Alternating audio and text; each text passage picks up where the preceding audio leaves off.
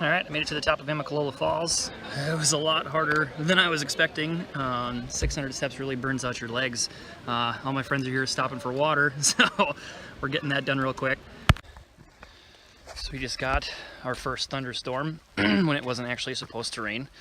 It rained about an inch or so in about 3.5 minutes, so that was a lot of fun. The trail basically became a giant waterfall. Let me see if I can show you.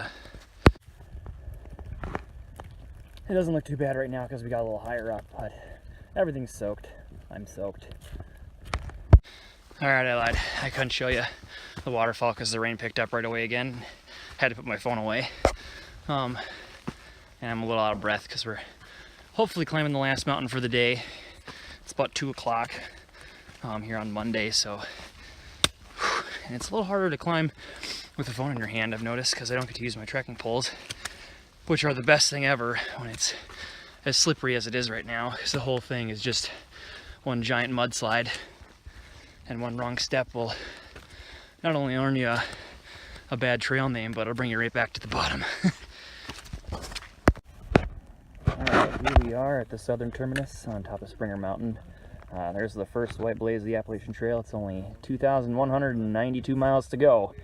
We did about 8 miles last night, so we're getting started early this morning. It's about 10:15 or so. It's pretty foggy, so the views aren't that great. It's kind of closed in on us here in the last few minutes. Kind of rained all night, but it should clear up here in the next hour or so, and it'll be a really nice day. Making water.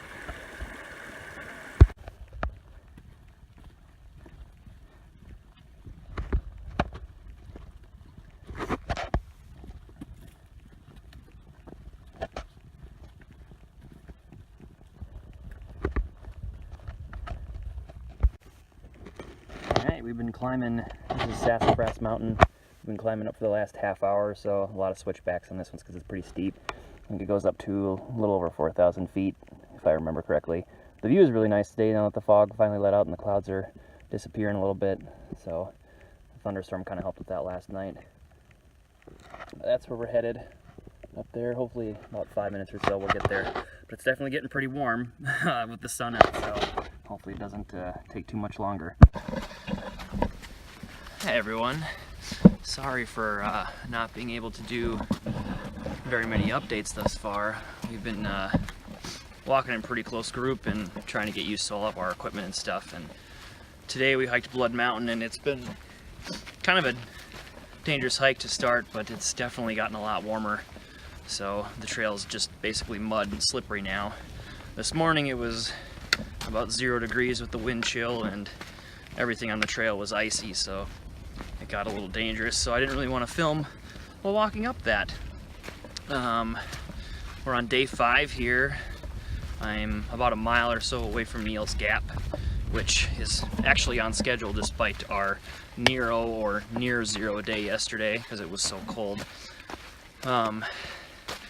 Hopefully I'm going to do a pack shake down there, which is where a thru hiker expert actually will go through all your stuff and more or less tell you you're carrying way too much crap and tell you what to send home. So I'm kind of looking forward to that because I'd like to dump a lot of weight out of my pack. It weighs about 42 pounds, all loaded with food and water, so it'd be nice to trim that down significantly. Actually, because of the weather yesterday, pretty much everybody left the trail and went into all the hostels in the local area, so everything got filled up real fast. And we had about 10 people in the men's room at one of the state parks over there while we were waiting for our shuttle, so that picture's online, which is kind of entertaining. But because of that, we were planning to stay in that same cabin again tonight, but I guess you can only stay there one night at a time, so they kicked all our stuff out and sent it to Neil's Gap, at least for us, so I'm just on my way to pick it up. But I've got about 10 pounds of weight on me right now, which made this 11.5 mile hike up Blood Mountain very, very easy and quick, because it's supposed to be a pretty rough climb, and I think we did it in about 2.5 hours, so definitely wasn't an issue in any way. It's called slack packing, because we are kind of slacking, which is, you know, there is definitely a difference between 10 pounds and 40, so but that's exactly why I want to do the shakedown here when I get to Neil's Gap. to try to trim that down a little bit. Sorry if it's a little shaky, I am obviously hiking. Hopefully you can even see some of the trail behind me. Let me get you. This is what it's been looking like. Mostly snow, especially when we get into these rhododendrons and stuff, as it's a little more covered, but anything the sun is touching basically has turned to mud and mush right now. So it's a nice mixture of hot and cold, so it's really complicated to stay warm or cool because the temperature changes within about 10 steps, and then the wind will pick up and you'll freeze again. But it's been a beautiful day despite that. The views were amazing up on Blood Mountain, so hopefully I'll get some pictures posted of that as well, because we really lucked out. It's been rainy every single day we've been out here. We're on day 5, and this is the first day it hasn't rained, and it just opened up. It's been clear, very beautiful up there, so I got a lot of neat pictures that I'll share with you, so that makes it kind of nice. Blood Mountain's actually the highest point on the AT in Georgia, so now that we're done with that, it's I wish I could say it's downhill from here, but it's definitely not. We're about a third of the way through Georgia already. When I get to Neal's Gap, it'll be a little over 30-some miles, and there's about 90 or so in Georgia, so we should hopefully hit the end of Georgia end of next week. Beginning of the following week or so we'll be in North Carolina, so I'm very much looking forward to that. Whew. Sorry about that, it got a little slippery, had to shut you off.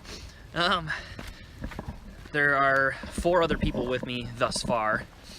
I have Thomas, who is from Detroit, and Robert, who is actually originally from Scotland, so he has a Scottish accent, which is a lot of fun, but he's spent most of his life in Hong Kong, and he actually works for the Hong Kong professional rugby team, so he's their physio doctor, which is kind of neat. So those 2 I met in my shuttle with Survivor Dave. I met him at the train station, and the 3 of us got a ride up to Immokalulla from there.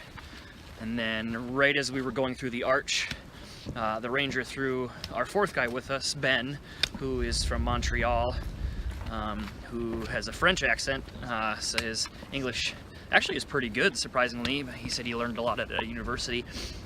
So he was our 4th, and then we picked up Jillian the next day during the rainstorm. We got her because she was kind of hiking alone, and so we grabbed her, and she's been with us since. We're still kind of actually trying to hope to grab a few more people to build what they call a tramily or a trail family, because it's kind of nice to have a big group when you're going through. It definitely makes it a lot more fun. Last night with the cold, we grabbed 3 older guys. They call themselves the Over 40 crew. They're just out here for about a month or so. There's 2 guys that are about 45, and then there's somebody who's about 68 or so, 70, and he's actually almost completely blind, so they gave him a lot of guff for having to get real close to stuff to see it, but surprisingly he's doing really well out here for being blind. He said he's only fallen about 1 time, so more power to him. But so we spent the night with those guys in the cabin. A lot of great people out here so far.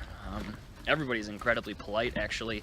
Haven't had any sort of issues, even if they don't like you, they're incredibly cordial, so it's very refreshing compared to being at home in the city and such. So everybody's so polite, so that's kind of nice. Oh. Whoop.